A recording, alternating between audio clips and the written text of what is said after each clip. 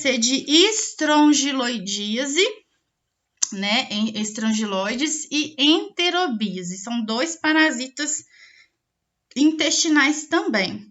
Vou até abrir aqui, eu não coloquei nessa aula aquela tabelinha.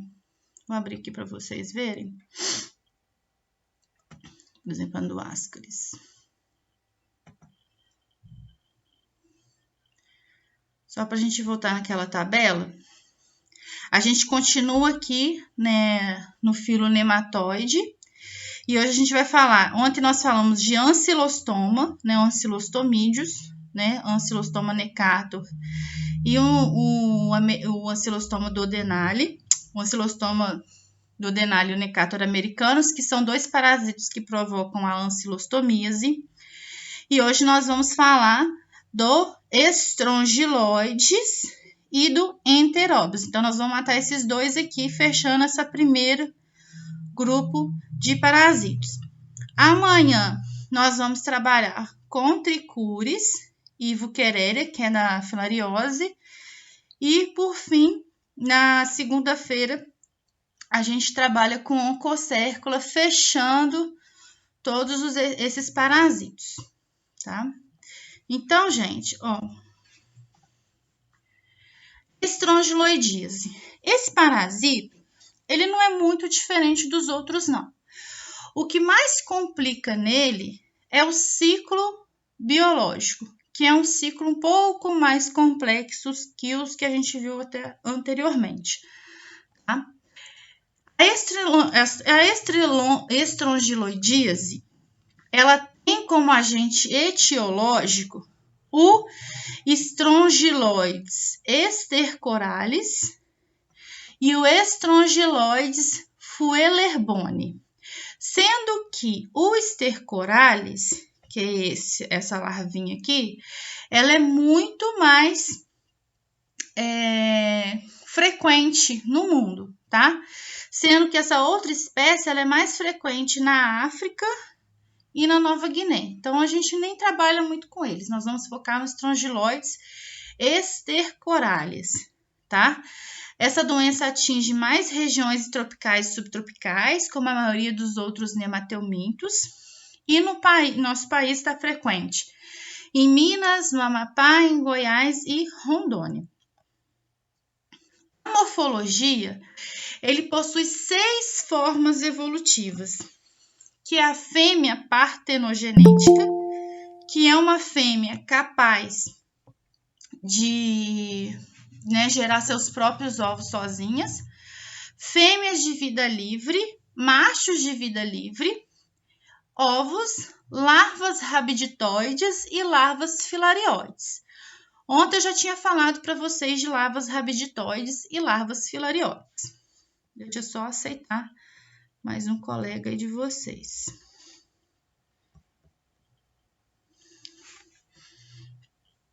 Então, continuando, gente, só para lembrar, quando eu falo vida livre, são aqueles que estão no solo, tá? Que não estão parasitando. Então, elas têm uma fase de parasita e outra fase que não é de parasita, é de vida livre. Então, eles conseguem viver normalmente, tá? O reservatório básico, né, o hospedeiro básico é o homem, mas gatos, cães e alguns primatas, né, como alguns macacos, podem ser reservatórios e estar infectados. Período de incubação, que é o período que vai desde a penetração da pele até o aparecimento de larvas nas fezes. Isso demora de 2 a 4 semanas. E a transmissibilidade, ou seja, o período que a doença é transmitida, ela ocorre enquanto o homem tiver larvas.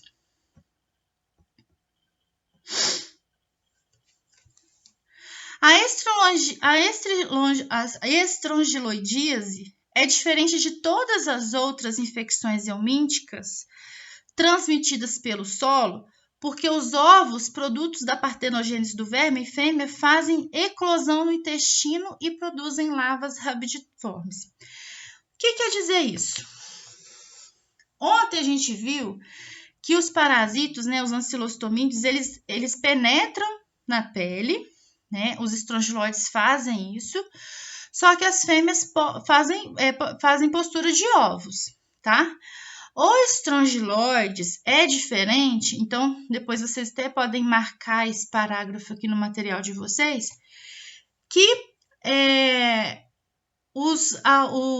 ocorre a formação de larvas dentro do hospedeiro, então não precisa passar por aquela fase de ovo e tudo, né? Ele até passa, mas ele já forma larva dentro.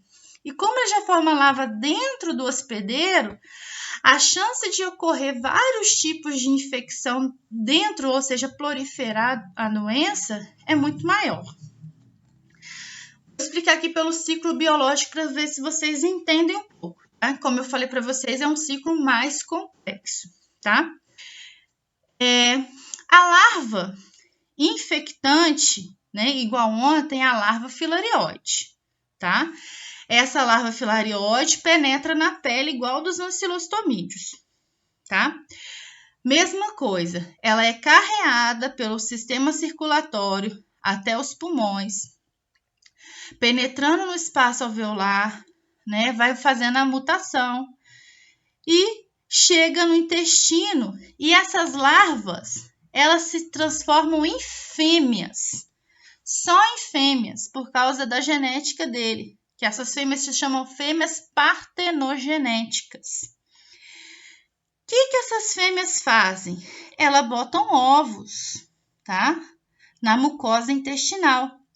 E na própria mucosa intestinal, esses ovos, né, desses ovos saem larvas. Essas larvas são chamadas de rabiditoides. Lembra que larva rabiditoide não é infectante, tá?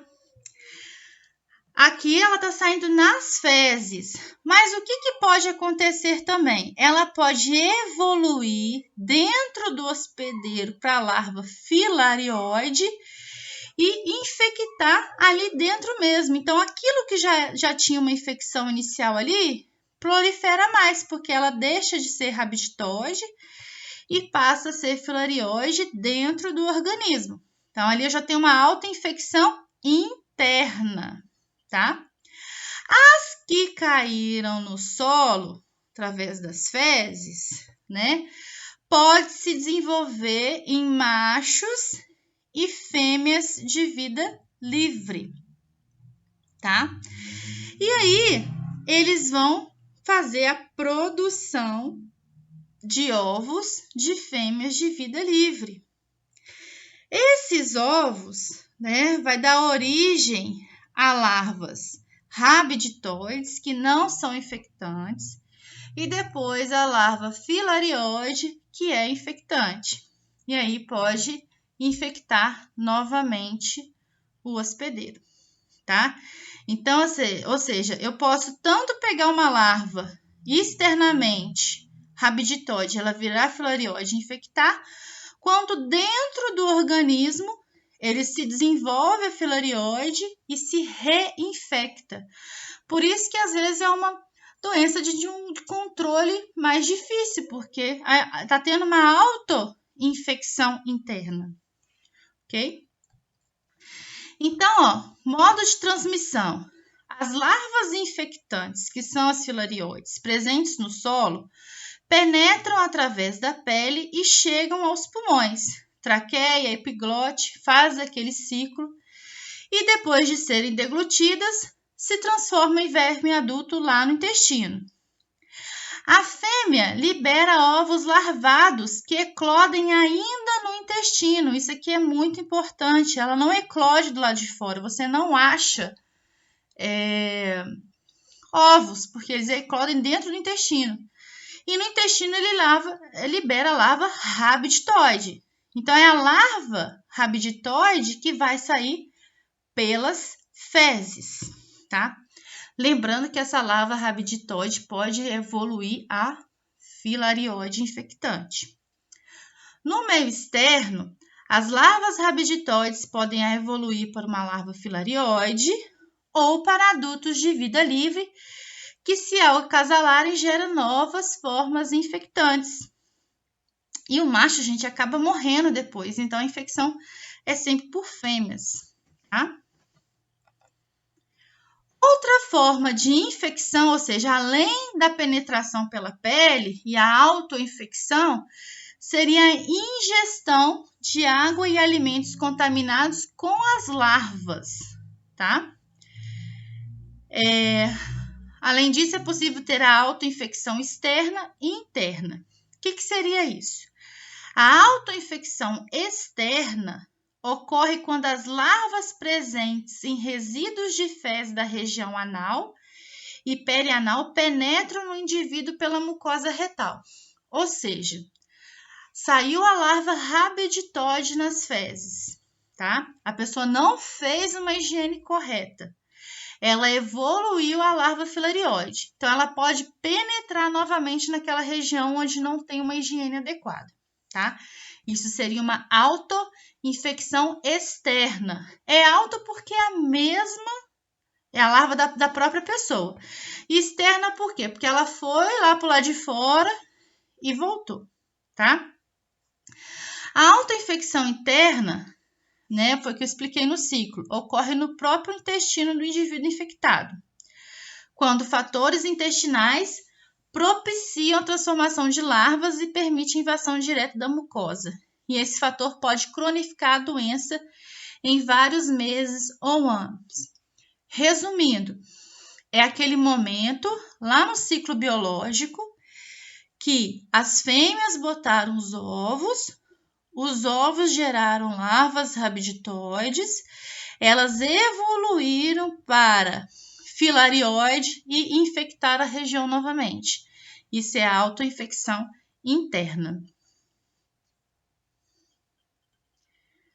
Manifestações clínicas. Quando está em baixa parasitemia, normalmente é assintomática.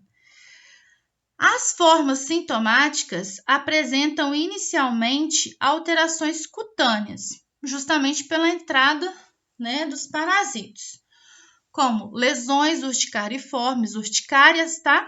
Ou macopapulares, né, que seria mais vesiculares e mais avermelhadas, prurido, coceira, entre outros. Como ele é um verme intestinal, é comum diarreia, dor abdominal e flatulência.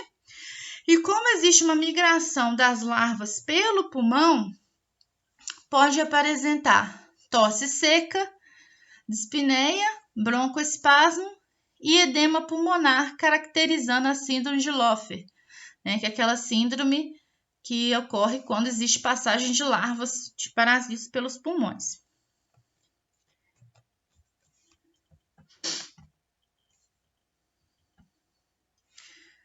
No caso de hiperinfecção, ou seja, por causa dessas autoinfecções que vai ocorrendo, pode observar um grave estado de saúde, caracterizado por febre, dor abdominal, anorexia, náusea, vômito, além da síndrome de Loeffler já citada, tá? Em pacientes imunossuprimidos, essa doença ela pode se cronificar e gerar índices de mortalidade. Até porque, como não existe um controle do sistema imunológico, essa grande quantidade de parasitos pode se disseminar por órgãos, tá? Gerando infecções secundárias nas bactérias intestinais. Diagnóstico e tratamento. O diagnóstico é feito através do exame parasitológico das fezes, né? Escarro, por que escarro? O escarro, né, é aquele muco que está no intestino, no pulmão. E dependendo da quantidade de larvas, né, ainda mais se tiver uma autoinfecção interna importante e ela passando muitas vezes pelo pulmão, a gente pode achar larvas, tá? Em casos graves, pode ser usado testes imunológicos, inclusive os padrões ouro são testes imunológicos, tá? Que buscam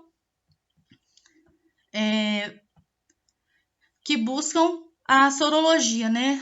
Aqueles anticorpos contra o estrangiloide. Então, geralmente faz um diagnóstico sorológico mais o exame de fezes.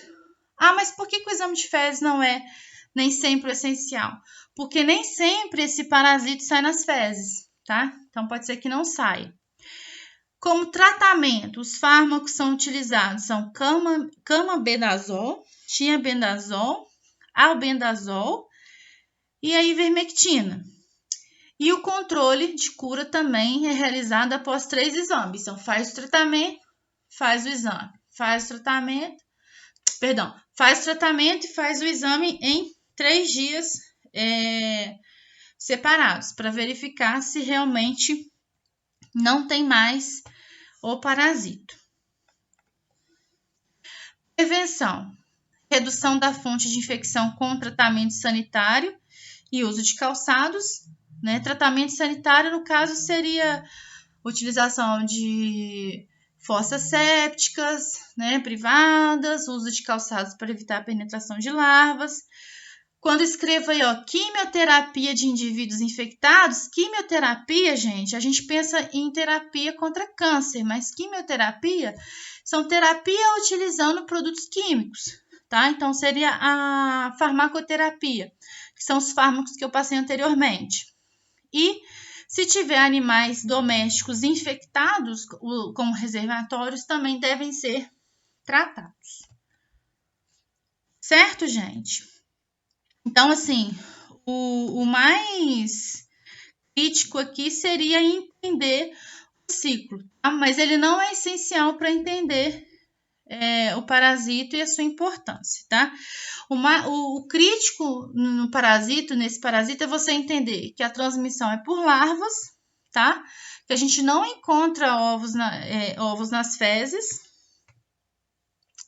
que é um parasito que se dissemina muito devido a essa autoinfecção interna, e em pacientes imunocomprometidos, ela pode ser bastante perigosa. Certo, gente? Pode responder. Certo. Ô, gente, vocês podem responder, não tem problema não, vocês só vão ficar gravados, não tem problema. Tá?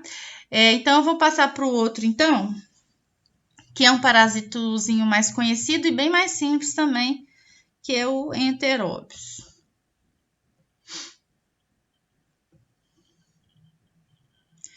Eu enviei para o grupo aí de vocês os PDFs das aulas e eu vou anexar. Uma coisa importante, deixa eu ver se eu coloquei aqui.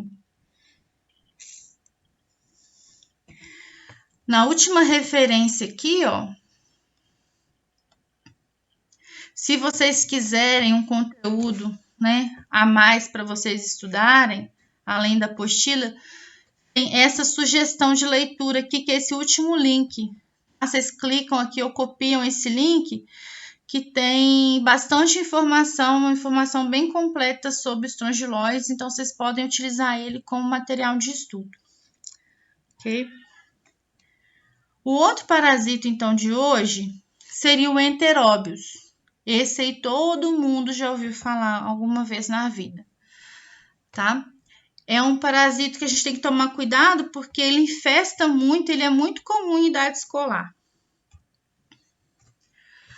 Antigamente, né, a enterobíase era conhecida como oxiuroses ou doença do oxiurus, porque era o nome dele antigamente, tá? O nome desse parasita antigamente era Oxiurus vermicularis. E depois de um tempo, eles mudaram para Enteróbius vermicularis, tá? Esse é um parasito pequeno, mas que provoca uma infecção intestinal, cujo hospedeiro é um homem. É uma doença muito comum em crianças em idade escolar, tá? Principalmente por causa dos hábitos que as crianças têm, tá? E a disseminação do parasito é muito grande. É um parasito mais simples, né? Um ciclo bem tranquilo. A gente tem como morfologia as larvas, tá? Os vermes adultos e o ovo, que tem essa característica aqui parecendo um D, tá? Então, por exemplo, na aula prática, o que a gente observa? Né? A gente realiza um exame de fezes. Se você achar um ovo com essas características aqui, você dá o diagnóstico que o paciente está sendo infectado por enteróbios vermiculares, tá? Aqui é uma figura real dele. Então, ele tem essa característica de parecendo um D aqui, meio que invertido. E o ciclo dele é muito simples, tá? Como é que funciona esse ciclo? O ciclo inicia no momento que um paciente infectado libera, né? Na verdade, vamos começar aqui pelo início, né? O paciente contaminou através da ingestão de ovos de enteróbios vermiculares. Então, ele se contaminou.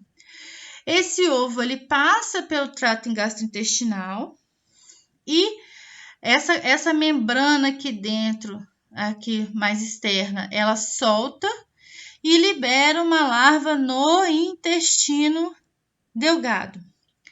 Saindo aqui do intestino delgado, eles alcançam o seco, o lúmen do seco, ou seja, aquele buraquinho que existe no início do intestino grosso, que está em amarelinho aqui. Aqui, né, como existe uma ingestão de muitos ovos, na verdade, a gente tem o quê? Machos e fêmeas adultas. Então, as larvas evoluem para machos e fêmeas adultos. Aqui, né, elas acasalam e durante a noite, né, as fêmeas cheias de ovinhos vão migrando até a região perianal para a postura de ovos. Então, as fêmeas grávidas, elas vêm até aqui e jogam os seus ovinhos nessa região, tá? Depois que ela joga os ovos nessa região, esses ovos, gente, eles atingem o meio ambiente e eles são ovos muito leves, tá? Então, a disseminação, às vezes, na roupa de cama, na roupa íntima, é muito comum e, às vezes, a família inteira fica infestada. Por isso, tem que tomar vários cuidados.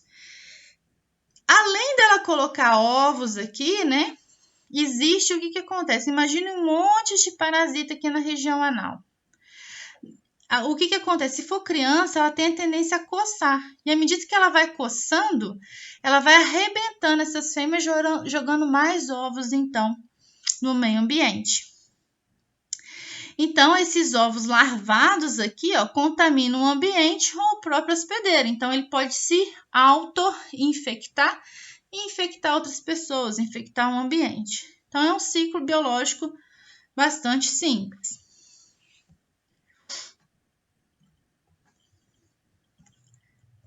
Deixa eu só expandir minha área aqui.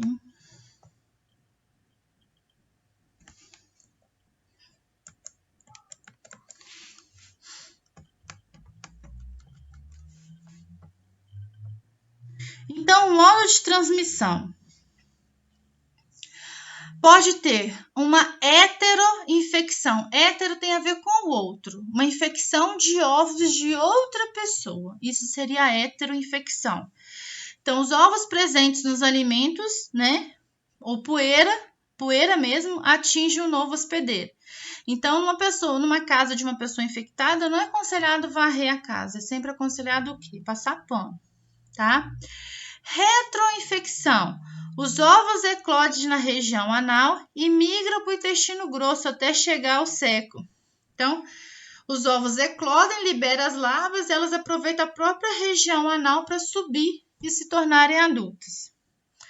Pode ter uma autoinfecção interna. Também os ovos eclodir ainda no retro e voltarem para o seco. Então, pode ser na parte externa ou na parte interna. O ovo ele abre, sai a larva e a larva volta para o seco. O período de incubação, né, seria de 2 a 6 semanas, tá? Que esse parasito demora a ser incubado. E o período de transmissibilidade dura enquanto houver expulsão de ovos na parte perianal. Aqui está escrito peri, é parte perianal, tá? que ainda permanecem infectantes por 1 ou 2 semanas fora do hospedeiro. Então, aquele ovo que foi liberado, ele pode durar de 1 a 2 semanas. Se o paciente libera aquilo todo dia, né? Imagina a quantidade de gente que ele pode infectar. Manifestações clínicas. Quando são poucos parasitos, não sente nada. Mas uma característica muito importante dessa doença é o prurido perianal noturno, né? Aquele momento que as fêmeas saem aqui do ceco, migram para a região perianal para a postura de ovos. Imagina um monte de fêmeas migrando e chegando aqui, aquilo causa muita coceira, tá? Então a criança, obviamente, vai coçar, tá? Isso causa irritabilidade, desassossego, desconforto, insônia, a criança fica ativa, fica irritada. Então, essa é uma das manifestações clínicas. Inclusive, né, isso pode ser observado também. O parasito. Pode ocorrer, né, escoriações devido à coçadura, né, a coceira. Então, quando a pessoa coça e fere aquilo ali, pode gerar infecções secundárias. Pode ocorrer uma congestão na região anal, ocasionando inflamação em pontos hemorrágicos. E, às vezes, é até possível visualizar os vermes nas fezes, tá? Alguns sintomas inespecíficos, né? Como vômito, dor abdominal, tenesmo, que é aquela sensação, né, de que a pessoa quer defecar. E, às vezes, até sanguinolentas, justamente pela passagem excessiva de larvas. As mulheres podem ter vulvovaginite, porque, na verdade, né, coça toda a região perianal e aquilo ali pode estar envolvendo a vagina e causando também ali uma infecção. O diagnóstico. O prurido anal noturno é característico da doença. E como se é feito o exame?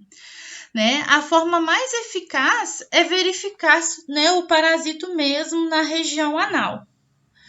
Pode ter verme, pode ter parasito nas fezes? Pode, né? A liberação de ovos não é tão intensa, mas também pode existir. Mas o preconizado, né, por justamente ter muitas larvas na região perianal, seria o método suave anal, chamado de método de Hall, né? Que é um suave, que parece um cotonete e você faz a coleta. Ou o método de Graham, a fita adesiva, que você realmente cola uma fita adesiva ali naquela região e tira. No momento que você tira, você consegue ver ovos e larvas do parasito. Em crianças, você pode até tirar material da unha da criança para ver se não tem ali resquícios também de parasitos e de ovos, tá? Aqui eu tenho duas figuras, eu vou mostrar a segunda aqui que é mais fácil, né? Como é que seria esse método? A gente pega uma lâmina, cola, pega um tubo de ensaio, por exemplo, cola uma fita adesiva ao redor desse tubo, aplica na região anal e tira. E você cola isso daqui numa lâmina de microscopia e coloca para você ver. Geralmente que você vê, como a fêmea faz postura de ovo, vocês vê vários desses ovinhos aqui em forma de D, né, da letra D, ou mesmo as próprias larvas do Enterobius. O tratamento, né? Aqui, né, listam vários medicamentos, mas a gente sabe que para as infecções helmínticas, o mais utilizados tem sido o albendazol, tá? Mais uma vez, todas as drogas contraindicadas para gestantes.